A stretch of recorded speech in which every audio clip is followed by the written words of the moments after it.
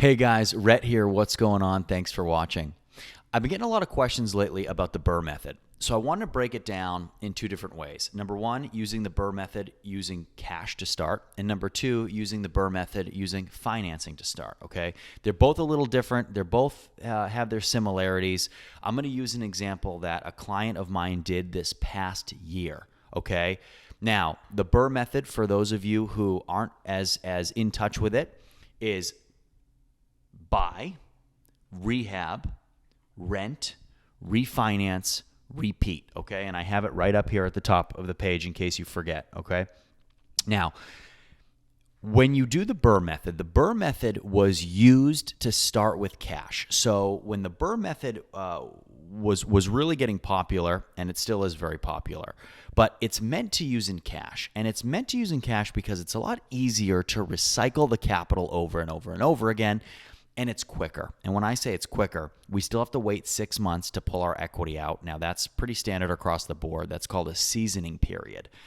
So when you buy something, the bank wants you to hold it for 6 months, and then they'll allow you to pull equity out. Now, there are some outliers to that. There are banks that will allow you to pull your equity sooner than that, but mostly there's a 6-month seasoning period, okay? Just good to know. Now, with financing, when we finance a property with a bank, it can cost more money. Okay, and what I mean by that is closing costs are usually a little bit higher. Origination fees on loans are higher, so it's a little more expensive up front, and it can take a little bit longer.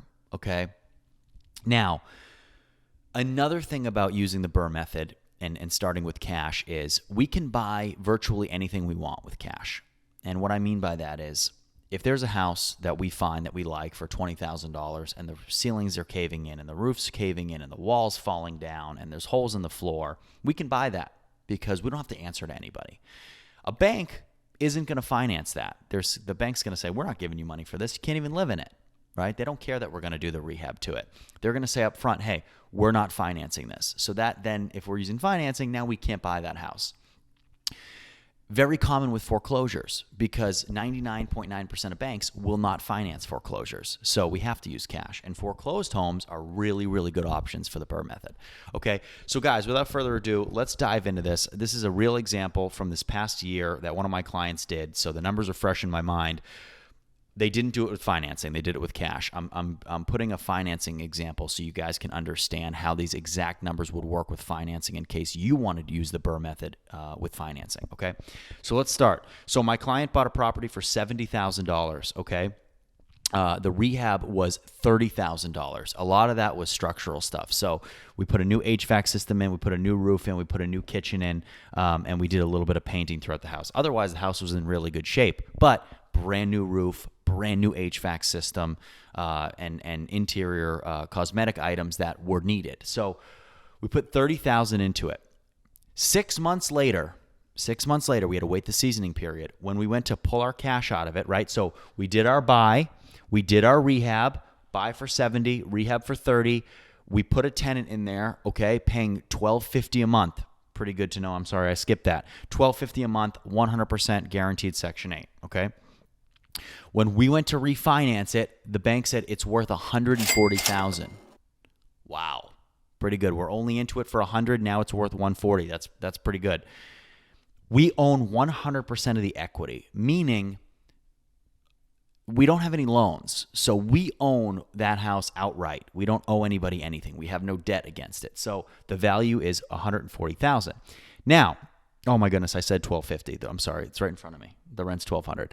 So the bank said to us, we'll give you 75% LTV. LTV meaning loan to value. They're going to give us 75% of the value of that home.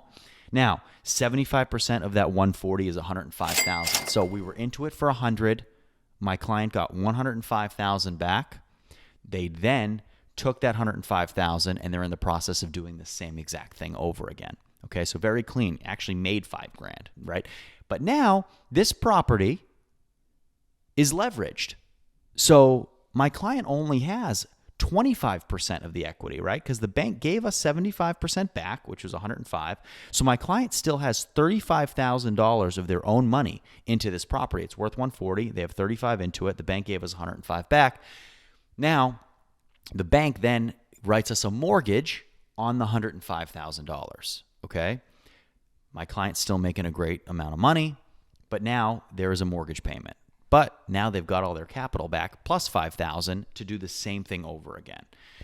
That's how I grew my portfolio and did it over and over and over and over and over and over and over again. And that's what this client's going to do. And a lot of my clients do that. Now, let's talk about the same example, but in a financing situation, okay? Now, keep in mind, guys, that when I'm doing these purchase prices, I'm not including closing costs, which are a couple $1,000s. They're going to be more with financing than they are with cash because there's more things involved and there's more hands in the cookie jar, right, when we use a lender. So closing costs are going to be a little high here. I'm putting that in there for transparency because I'm not including this in the numbers because then it makes everything a little bit uglier as far as how I can do math. Okay, so a lot nice round numbers here. Okay, so guys, same example. We purchase a property for $70,000. We put $30,000 into it, right? We buy it, we rehab it. Now, we rent it, okay? Same example, $1,200. We put a Section 8 tenant in there paying $1,200 guaranteed per month. Now, our down payment on the $70,000 at 25% is $17,500, okay? So that's what it's costing us. Now, we're going into our pocket again for $30,000 in cash. So we're all into this property, guys, for $47,500, okay? Cash out of pocket, $47,500. When we do the refinance, the bank says it's worth $140,000, okay? They're going to give us 75% of the equity that has accrued. The equity that we have, it's $140,000. We're into it for $100,000. We have right? It's now worth $140,000. What is 75% of that $140,000? It's the same. It's $105,000, right? But when we refinance it, that bank refinance at 75%, we're able to pull out $52,500. Okay? Now, we're able to pull out that $52,500 because we still owe the bank $70,000. So the bank is going to say, look, you have to keep in 25% at all times. So if that's the case, we can't get the full value out of the property because we have to keep in whatever that purchase price was, right? So the bank is going to say to us, look, that's great that you put all this money in, but we don't really care about that. The bank is running the ARV at 140 against the equity that you have. So really the only equity that the bank realizes is the $70,000, meaning that $70,000 has to stay in the property at all times, okay? That's what the original loan on the property was and what you're into it for. So your original down payment of 25%, okay? So really the equity that we have in this property is only $70,000 because we have to keep that $70,000 in. Our ARV was 140. It's $70,000. Now, what's 75% of that $75,000 of that $70,000? $52,500. So the bank then cuts us a check for $52,500. Beautiful, right? $52,500, great. But we're into the property for $47,500. So as you can tell, there's a plus $5,000 here. It's a plus $5,000 there. So now what we do is we take this $52,500 and we do the same thing again. We buy another $70,000 house. We put down our 25%, which gives us our $17,500. And then we put down, another $30,000 into something. Put down a rehab cost.